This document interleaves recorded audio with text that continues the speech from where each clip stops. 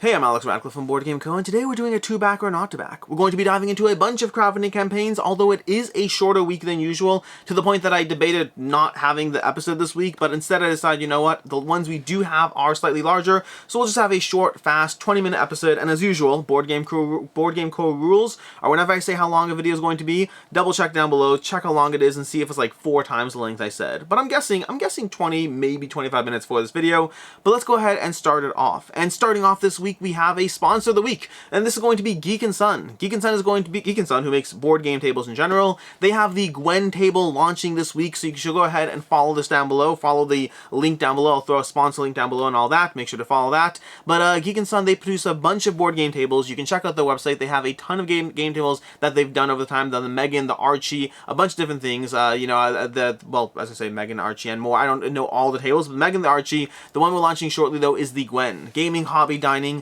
They actually have a full video you can dive into over here. It's a very fun video to watch, very atmospheric, showing you the different modes of play, the table, all that stuff. But you can check that out. Make sure to follow the page if you are interested. There's going to be a 72-hour early bird and all that, so if you are interested in the table in any way, you may as well check it out in the first 3 days so you can stay tuned and alert for all the things. But again, they make a bunch of game tables, a bunch of different options. If the Gwen's not something that suits your needs, they probably have something else that suits your needs. That's going to be the Gwen gaming table coming shortly from Geek & Son, launching this week over on Kickstarter.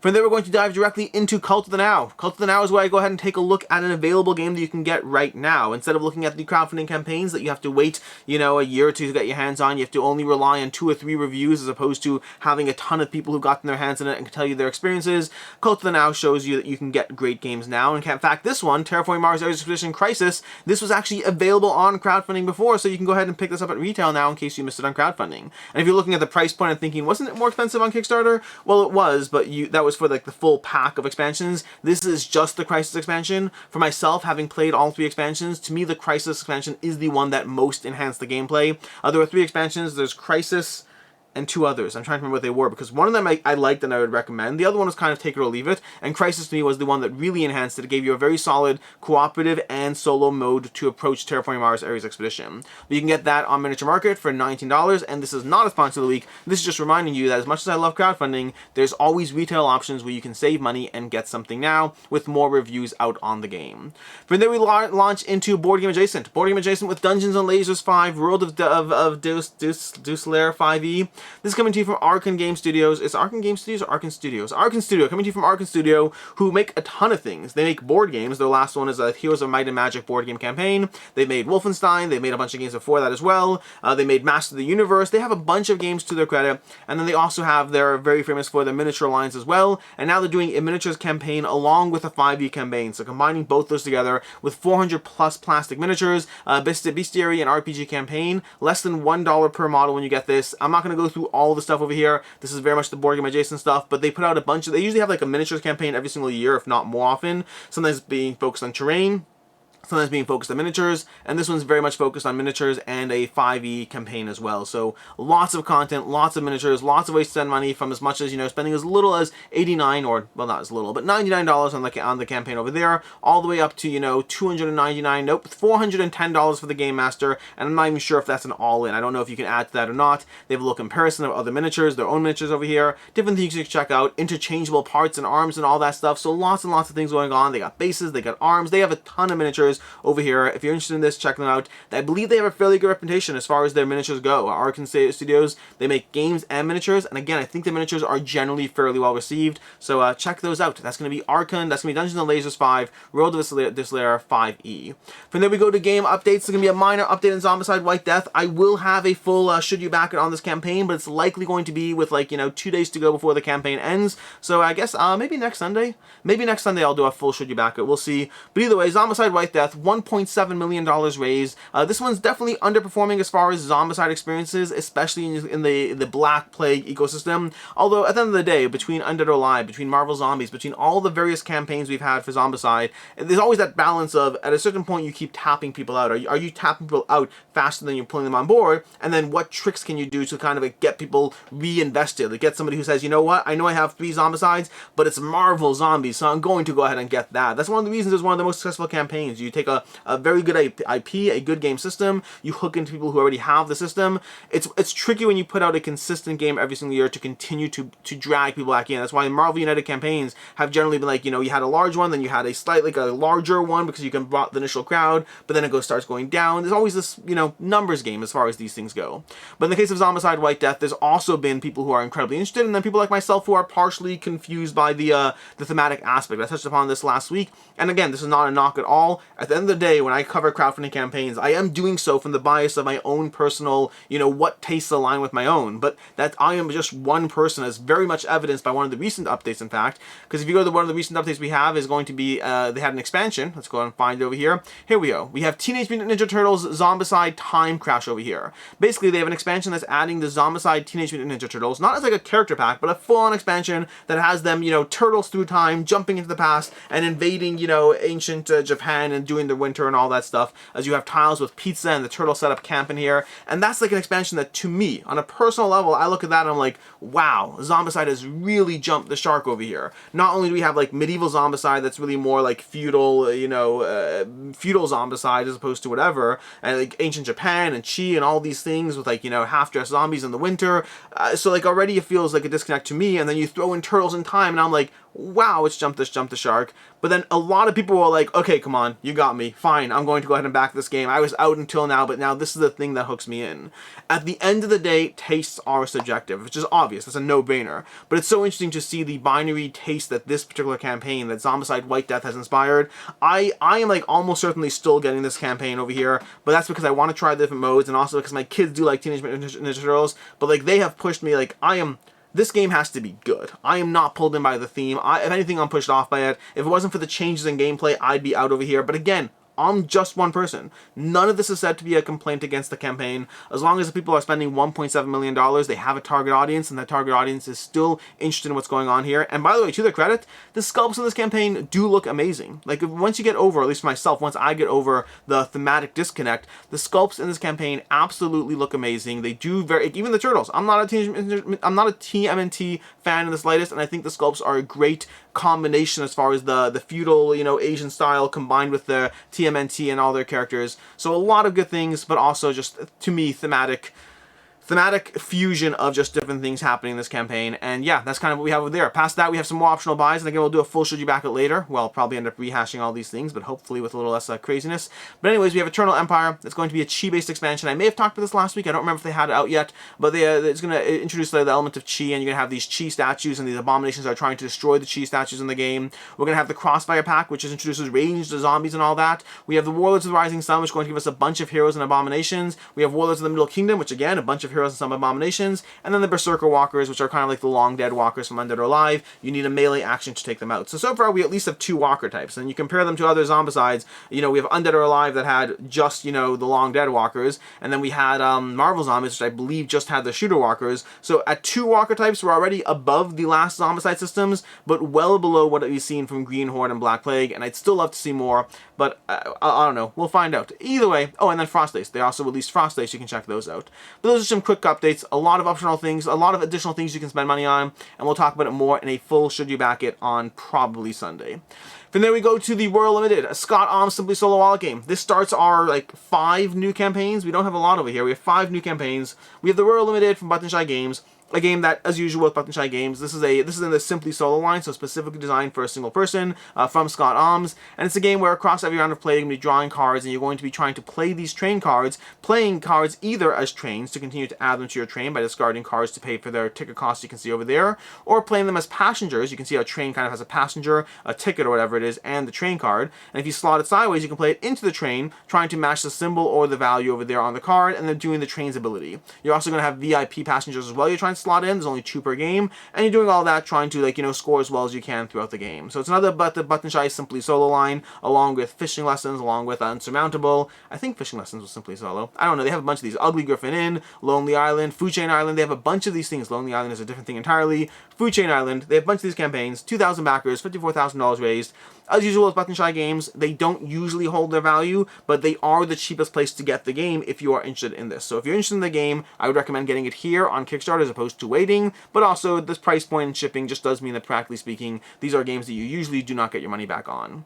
Then there we have Thorgal over on GameFound. Thorgal, the board game from Portal Games. This is one that I thought would be doing better, although I have a question for you. Thorgal is based on a graphic novel that is apparently very popular in certain regions of the world. Now, if you're watching this, you're either like, huh, I never heard of Thorgal before now, or you're like, of course, Alex, you ignorant American. Well, first of all, I'm Canadian, so jump in the lake. And secondly is, the question I have, the thing I'm curious about, is it made me think. So I never heard of Thorgal until this campaign, and to me, it actually makes the campaign a little less interesting to me, because I'm aware that it's a thing that exists, but it's not a thing that I know about, and so, as opposed to a generic IP that I never heard of, it's a drop less interesting. And so the question I had for you that I'm curious about is, let me know in the comments down below, ideally for all three of these, because I grew up with two graphic novels that I am very familiar with, and if you made board games around them, in fact, one of them has had board games, I'm interested in those games because of that. Those three games are going to be, those three graphic novels, or whatever, two graphic novels plus Thorgal, so let me know in the comments down below if you've heard of A, Thorgal, before this campaign, obviously, B, Tintin, and 3, Asterisk and Obelisk. Okay, those are the three graphic novels that I'm curious if you've heard of or grown up with. For me, Tintin and Asterisk and Obelisk are graphic novels I absolutely grew up with, to the point that as an adult, over the past few years, I actually rebought them to be able to dive fully into the full entire graphic novel adventure. And Thorgal is just one I've never heard of, although it does look pretty decent. But that's a kind of totally side tangent there. 101,000 euro, $30,000 euro goal, 1,100 backers, 11 days to go, Thorgal from Portal Games, and obviously this also could be as well impacted by all the delays Robinson had. I know Portal in general had some upset backers in terms of just how long Robinson has been taking, so that could be a factor as well. And 100,000 euro is nothing to sneeze at. I just thought it would be doing better. But past that, the game itself has seven standalone adventures. Basically, standalone scenarios you're going to be going through. Think of it as like a Zombicide style campaign situation, meaning they're individual campaigns, they're individual scenarios that don't form a cohesive, story-driven. They don't form a cohesive storyline. You're not going through a campaign or legacy. You just have different 7 standalone scenarios you can play through, you can replay, you can engage, giving you different flavors for it. Similar to Ultra as well. It's going to be another one similar to. 1 to 4 players, 120 minutes, 14 plus, which you can ignore the 14 plus because it's always generally pretty meaningless. Play with whatever age works for you. I don't know, I'm focusing on age right now. But past that, it's going to be an adventure system with polyomino tiles. And I love how every character has their own little polyomino set, as polyominoes are used both for adventure and for wounds in the game. And you're managing your character, managing their goals as you go through different scenarios, and vastly different in terms of the approaches you're trying to take in this system over here. The why back now, oh, by the way, I love this over here as well. So get it first, which I love. Get GameFound exclusives, very solid. Those are great reasons. And get more at a great price. And I love this part over here. During the crowdfunding campaign, you're able to purchase attractive add-ons at a decent price, and you only pay for shipping once. I love that, and I'm not being sarcastic. I love how they said you're able to purchase attractive add-ons at a decent price. I am so used to campaigns advertising, like, get it the best price ever, you can get this, it's a great price, amazing price, 20% off MSRP, all these different things that usually translate into marginally different than retail, if different at all, if not more expensive, especially once you factor in shipping. I love how they said, get it all at a decent price. Like that, sometimes you get things on crowdfunding at a decent price. Usually when you get them though, they're not usually amazing prices. It's far more often about the extras you get, if anything, as opposed to any amazing price. So hey, yeah, get it at a decent price, it's not bad, it's not the worst, could be better, could be whatever. I genuinely love that. I want to see campaigns start saying, hey, it's a decent price. Like, what do you expect? It's a decent price. I just want to see that advertised. Either way, that's going to be as far as the overall, campaign stuff over there. Then we have, speaking of add-ons, we have wooden polyomino tiles for 14 euro, companion cards for 5 euro, and then a bunch of stretch goals and all that stuff slowly being revealed as far as the game goes. Overall, the game does look pretty cool. I am intrigued with the game. I mean, don't get me wrong, half of that's going to be the fact that it's like, these solo, one-shot scenarios, the fact that it plays solos, the fact that it has polyomino tiles. It looks like a fun system. I do find myself, obviously, like, just the price point wise, you're looking at 80 euro for the game, which does put me like, do you want something like this? Do you want Familiar Tales? All of those decisions to make, but it does look pretty cool, even as someone who initially walked in less interested because I didn't care about Thorgal at all, and as I reviewed this campaign page niche for the sake of, well, this show, that's when I became far more intrigued by this might actually be a fun game. Like, I encourage you, go through the campaign, see what it looks like over here, just the card plays, the GIFs they have on the page, all that, the polyomino puzzles here, the different characters having their own little wound charts. Overall, it looks like it's pretty fun. Although I'm saying this without having played it at all. Or you can watch, like, you know, Board Game Coffee, Tantrum House, any other content, Madam Ms. Meeple, all of that to go through that. And that's going to be Thorgal the board game over on GameFound. Then we have Santorini Co-op and the Deluxe Pantheon expansion, Pantheon edition. $700,000 raised, 6,700 backers, 11 days to go. This is going to be Roxley bringing back Santorini to the table. The game that, in my opinion, made them famous. I think this is the game that really put them on the map. I mean, Brass Birmingham, like, cemented it, and then Dice Throne, like, triple cemented it. But Santorini, I think, was their first, like, big game that was like, hey, we're Roxley, and we make games now. And then Steampunk Rally. Honestly, their production is insane. Roxley does a good job. Good for them. But this is Santorini Co-op and Deluxe Pantheon Expedition. Basically, it's two different things. You have the Deluxe Pantheon edition of Santorini with a bunch of changes. We'll talk about them shortly. And then you also have the Santorini Riddle of the Sphinx, a solo/co-op expansion to basically turn Santorini into a puzzle that you're working through together or alone, using the same basic rule set but with challenges instead, and feels entirely different. Uses the same core rules but feels like an entirely different piece as you go through it. Those are going to be the two things you have over there. And then yes, there is an upgrade kit as far as what you can get your hands on, although it's also not cheap. There's a lot of stuff going on there. So what do they change? What's going on with Santorini Pantheon edition? First of all, we're going to have this little, like, inner layer thing over here that goes on the board that gives you a kind of a little nesting grid for your various houses and tiles as you go through it. It looks nice, and obviously it has a gameplay impact as well. You're also looking at, so you have the 3D island frame, you have remastered buildings and workers, which I want to show you them better over here. They have them somewhere else on the page showing you the buildings. I don't know, where are they? Where are the buildings? Here we go. We're also going to have like an insert you're going to be looking at. That's going to be another thing you'll be getting there. And then I want to show you the buildings. Why can't I see them? Here we go. So here's the old towers versus the new towers. You can just see basically slightly better. They aren't essential. They're not necessary. They're small little tweaks. They're graphical things. And it's worth noting you will not be getting those new buildings in the upgrade kit. At least I'm pretty sure. You don't get the cliff pedestal, new worker miniatures, or remastered towers. So you're not getting everything in the upgrade kit. You will be getting the new cards because they have new things to the cards, the way they are remastered some of the cards. So they tweaked some adjustments, made some characters more balanced and whatnot. They have the rules printed on the back of every card, which is so nice. One of the things I hate about Santorini is constantly referencing the rules for, like, oh, let me look at the rule book and find this one little rule for this character, because the iconography is not good enough unless you just played with that character last week, and it's good as a reminder. It's good as a reminder, that's all it is. But so they have that over there, and they divide up the expansion cards. They kind of have all the content, but they divide up in small little expansion packs of different, like, groupings of cards and all that, as well as different scenarios and different setups as far as different ways to play the game, or adjustments or suggested pairings. So a lot of fun little things going on as far as making the game more accessible and just better, easier to dive into. And then remastered workers as well. So they have the crafty workers, the thinky workers, and the mighty workers, all those things being added. Just a lot of fun things going on for your Santorini edition. And that's before we get into the Riddle of the Sphinx. The Riddle of the Sphinx is going to be a book that gives you a challenge instead of, I think it's 17 maps, something like that. How many maps is it? It gives you some number of maps, 16 unique maps. 16 unique maps, each one giving you a endlessly replayable puzzle, adding new gameplay to Santorini such as resource management, tower defense, and boss battles. I actually had a stream this past week, you can check it out, where I dove into them. They are hard. They take a degree of thinking through what you're going to do. I believe all these are, like, solvable to a degree, but it's always obviously a combination of the luck of the draw as well, as far as the way the gods come out, what gods you can add, but it looks very compelling. I'm very intrigued by it, and I want to dive in and actually accomplish them all. Feels very different than Santorini. I think as a pure gameplay experience, I prefer Santorini, but I kind of want to go through those challenges and solve them all because it is compelling, and they have a very different feel and flavor to them. Overall, looked very cool. Very much enjoyed diving into them. Again, check out that play if you want to go to. If you check out the live stream I did, I solved the first one, I tried the first one with Ricky, and then dove into them solo from there. But that's what we have as far as the game. Now, past that, we have over here, we have the pledge levels. So we have the upgrade kit.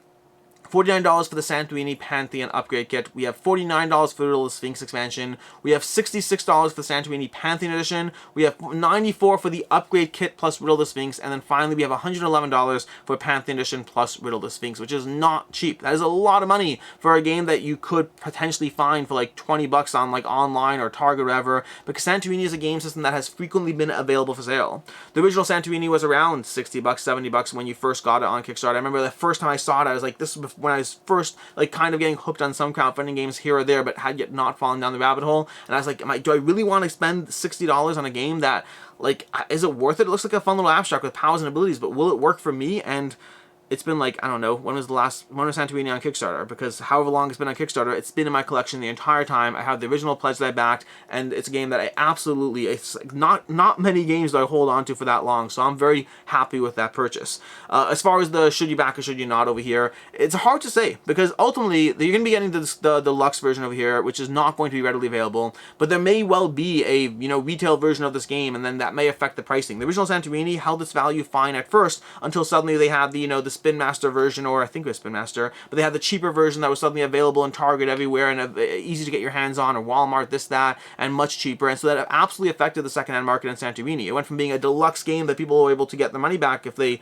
didn't work for them, to a game that everyone was buying for $10, $15, and it was very easy to pick up a copy, which is nice, because there's been like 450,000 copies sold worldwide so far, which is good. This is a good game that should exist and should be in people's hands, but it does affect the question of what's this going to be? What's the aftermarket on this one going to be? Is this the best time to get your hands in it, or should you go ahead and wait for retail and see what you can get your hands on there? I'll say that for the most part, I'm just not confident on the pricing of this one. I think that when this lands, it will hold its value initially. What happens from there will very much depend, because it's a good game, it's a great game, it has an audience, people are going to want to get their hands on this deluxe version of the game and all that stuff. All those things will hold true, at least initially. As far as down the road what happens and whether there's cheaper versions, that can absolutely affect things. I'd say that if you're interested in the game, if you're interested in the game, get it now and then try it out, and if you don't like it, turn around and sell it like sooner rather than later, rather than waiting 2 years to even try it, and at that point, who knows what's going on. Also, you can get these synth cards by paying a little extra for these synth card upgrades for bendable, foldable cards that every time I look at this video, it makes me cringe. And I find these cards, someone let me know if you've tested this, because you see how they're like kind of bending it, but they're not doing a creased bend. Does a synth card hold up to a creased bend? I'm very curious. And I will absolutely still sleeve my synth cards. You can bet, I will absolutely not even question. But anyways, that's what we have over here as far as Santorini. So overall, lots of fun stuff, lots of stretch goals all being added, new characters, new gods, new things slowly being revealed. We'll try to have updates on this towards the end of the campaign, but lots of cool, fun things, and a good game, a great game, as well as a good new addition. The only thing I'm just uncertain of is price point, and doesn't make sense to get it now versus waiting for retail. Moving on, we have Fractured Sky, and oh my gosh, talking about expensive games. We have expensive games today. 6,800 backers, $861,000 raised. 14 days to go. Fractured Sky from Ivy Games is currently on Kickstarter with 3 different versions for you. But before we talk about the versions, let's talk about the basic game. This is a area control, bluffing, hidden placement game. There's a bunch of mechanics going on all together here, but the general idea is across 5 rounds of play, you're placing your spaceships down. Oh, and it has magnets, lots of magnets. By the way, the video here, Ivy Games, when you watch this video, this video is so solid, just very compelling, very charming. Highly recommend watching this video if you're interested in the campaign. It's just cutesy and well done, and it's informative and fun to watch. But then past that, the game itself, you're placing across 5 rounds of play, you're placing your airships down into various zones, trying to get your hands on Starfall. Now there's going to be the public zone where you know the Starfall is, and then every round across the game, you're slowly incrementing how much Starfall is in all these hidden areas that you have to pay to kind of discover and find out where the Starfall is. But then you can pay for it, or you can try to follow other players and try to figure out where the fight is, while trying to manage your tableau and your resources, and building marketplaces and towers, and placing down various skimmers, I believe they're called, as far as trying to figure out what's going on there. But then past that, your airships have a hidden strength. Now you have a combined 10 strength you can put on the board, but how you distribute 10 strength across your airships, that's going to be the puzzle, because you can have a 7, 1, and 2. You can also have a 10, 0, and 0. So there's all these different puzzles as far as how you distribute your airships, and the bluffing that you're going to mess around with other players when you place them down on the board. Also boosting them with the various towers and adjacency. Lots of fun things to consider in this game as you go through it. There's lots of gameplay content you can find in this video. There's the Ivy Games channel has multiple video gameplays with there's a Crackle gameplay, there's a Board Game Co gameplay, there's a Dice Tower gameplay with Paula Deming. There's a bunch of gameplay systems out there. You can check them all out. Lots of people engaging with the system, and then a ton of content creators who've gotten their hands on the game. This is the part where typically I always have a few people in my community who are like, this game's been advertised 7,000 bajillion times by every content creator and every Facebook ad, and I'm just sick and tired of it. Honestly, totally get that. If you see too much advertising for this game and you're like, well, therefore I'm not interested in it, that's fair. But I think what you're really just seeing is you're seeing a company that both knows how to make good games and understands how to run a business. Very often in the board game space, you only get one of those two things. Not very often, but there's a lot of passion in the board game space, and sometimes people come at it with a bit more of a business mindset, but that doesn't take away from the passion that's there. Ivy Games has done a fantastic job of building up a community, and understand, by the way, I'm friends with the people at Ivy Games, so take everything I'm saying with a grain of salt that I am friendly with them, but that said, Ivy Games has done a tremendous job of building up an audience of people who are willing to pay. I mean, look at this. Okay, basically we have 3 pledge options over here. Okay, we have $49 for the retail edition of the game. It's all cardboard. The ships aren't like miniatures. They're just cardboard tokens. That's all it is. Everything you see is just cardboard. We have the $129 deluxe edition of the game, which gives you just miniatures, magnetic airships, over-the-top electrification, and then for $179 you can actually go ahead and get painted miniatures as well. You can get like a full-on deluxe factory painted miniatures. You can see them over here. I think those are the factory. Yeah, these are the factory painted miniatures, just pure deluxification across the board. Look at this. Like, these towers are great, all that stuff. And look at the distribution of people, okay? In the campaign, we have 399 people backing the retail. We have 2,000 backing the deluxe. And we have 3,500 people backing the super deluxe version of the game. Ivy Games has built up a passionate crew of people who are willing to pay $179 over the top for this over-the-top deluxification game, because they have put out quality games that have an audience, that are well produced. They put a lot of love, effort, and energy into their games, and they have both built up the people who are like, there's too many ads, and there's 7,000 content creators covering this game, therefore they're not a good company and they're not good games. And then there's people who actually buy the games, play the games, and so far have liked the games. And so that's the general, I guess, little soapbox about Ivy Games, the nature of all that stuff there. But either way, the game itself, Fractured Sky. Fractured Sky is going to be area control, worker placement, a whole bunch of, again, the page is loaded with content creators and quotes and testimonials, just well presented. But that's everything going on there. And that we already covered the pledge levels, because incidentally I just covered those while going through that. And then there's also additional stuff you can go ahead and buy. There's art prints that are being unlocked through a miniature hunting down Starfall kind of mini game people are doing over here. And then if we scroll down further and further and further, Ivy Games, if you can just move back to Game Found, that'd be great, because then I could just click to the parts of the page I want to see, as opposed to scrolling through this to try to find the things I want. Oh, there's a new Moonmakers content. The Starfall pack, 25 cards for Moonmakers. You can go ahead and buy that as well. If we scroll down, here we go. Okay, so in addition to the $179 for the gigantic over-the-top pledge, we also have $20 for the Lenticular card pack over here, which may be included. These are, I have to double check. I know that some Lenticular cards are included in every pledge level. But then past that, we have $25 for the, Metal Starfalls. Although if they do find all Starfalls, then the $25 for Metal Starfalls will become half price. You'll be able to buy your Metal Starfalls for half price, which is a very fun little puzzle they have going in there. We have $15 for coin capsules, more for the cardboard edition of the game. You don't need this if you have the miniature version. We have $20 for the Neoprene mat. We have Fractured Sky sleeves. We have Fractured Sky hat and hoodie designs coming soon. We have pins. We have more pins. We have a puzzle. We have the Moonmaker Starfall mini expansion for $15. We have the holographic objective card pack. Just tons of things over here. More cards, Moonmaker just this stuff and stuff to spend money on. And that's everything going on here as far as Fractured Sky. Should you back it? Should you not? Will it hold its value?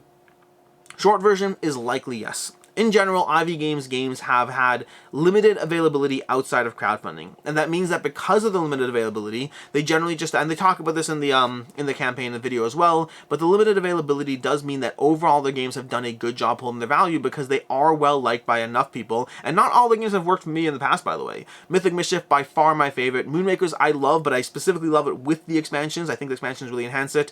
Veiled Fate, not as much for me. And Fractured Sky I do like, but I find that for me, I like it a lot, but it's weighing up against City of Spies, which I think just does the same thing but better, at least myself. So I like them as a company, and I think their games are top-notch production, and some of the games have been slam dunks for me. Other games have been good, but not the best for me. But as far as their, where was I? I lost my train of thought. As far as will it hold its value? Overall, yes, their campaigns generally do hold their value. It's not a guarantee, especially this campaign. Like, I saw the price on this one, and I was like, wow, they're getting more expensive with each production they put out. $179 for this. Again, beautiful production, painted miniatures. The numbers make sense, but at the end of the day, it's also very, very expensive, although there's definitely a demand for their games, so I still think it is most likely going to hold their value based on looking at their previous games. That's going to be Fractured Sky, all the various pledge levels. My personal recommendation would be trying to, like, honestly, if you're getting this game, it's hard to say, because as much as I want to push you towards the $129 pledge instead of the $179, and that's even debating the $49, like, this game is expensive. The game is expensive, there's no question there. I mean, for the price of $179, you can get Blood Rage and Inish and, I don't know, what else do I have? Blood Rage and Inish and City of Spies. Okay, you can get all three of those games. Blood Rage, Inish, and City of Spies, all for the price of $179. So yes, lots of quality stuff here. but also expensive stuff too. And then moving on, lastly, we are we're past the 25-minute mark. Never mind. So much for the 20-minute video. Moving on to Flutter. Flutter, 605 backers, $29,000 raised. Flutter is coming to you from, oh my gosh, Jason Michelli, who's put out the Drop Dungeon and the Drop Spaceship one, Drop Ships and Drops Dungeon. But Flutter is a tile laying game. As you place tiles down from a grouping of tiles, you're placing tiles into a board, trying to match petals and to slowly grow chlorophyll or something, I can't remember what it was, but trying to encircle the butterflies and basically, again, generate those petal points and all that as you place down tiles, filling in the gaps with various rivers as you go. A much lighter tile laying game. His games in general are lighter and family friendly, and that's going to hold up here as well because, again, light, simple tile laying and gathering various things as you go. There's also going to be a wooden deluxe edition for $59 that's going to give you both wooden tiles, but also a little like repository insert thing to hold them all as well.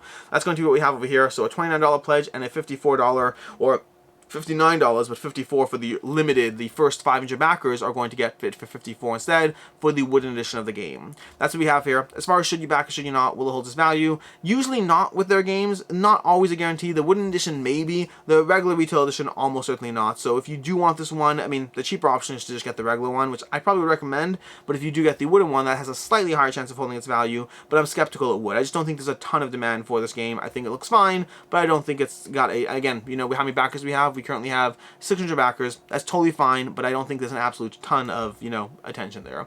And that's what we have over there, which brings us to pick of the week. Pick of the week for me is going to, in general, I have 2 picks of the week. I have one for my personal interest pick of the week, the game I am most interested and excited about, and then I also have the one that I think is most likely to hold its value. For the value pick of the week, I am going to pick Fractious Guy. I think that this is the one that is most likely to hold its value. Expensive as it is, there is a demand for their games, and their games have done well in the past. For my personal interest pick of the week, I'm going to go with Santorini. I debated Thorgal. Thorgal looks very cool, and not that there's a lot of campaigns this week. Thorgal does look cool, but ultimately I have to go with Santorini. I like the game. I'm happy for a deluxeified, even further version, and I enjoyed Riddle of the Sphinx as well and want to go through that. So overall, Santorini has to be my personal pick of the week. And with that, we go ahead and we move to the games coming up the next week. We have Seismic, a race for survival, doing Seismic Armageddon. This is a very solid game. I have complaints and criticism. I have a review coverage coming up this week or next week or whenever. You can check next week. I think it's next week. This launches next week. When does this launch? Oh my gosh, this launches next week. Never mind. This is launching next Tuesday, not this Tuesday. Never mind that. But Seismic, I'll have review coverage going up for it. But complaints, but lots of things I like. And then this week we should have Teotihuacan, City of the Gods, Deluxe Master Set going up as well. And with that, I'm Alex Radcliffe from Board Game Co. I appreciate all of you being here. And as always, I hope you have a good one.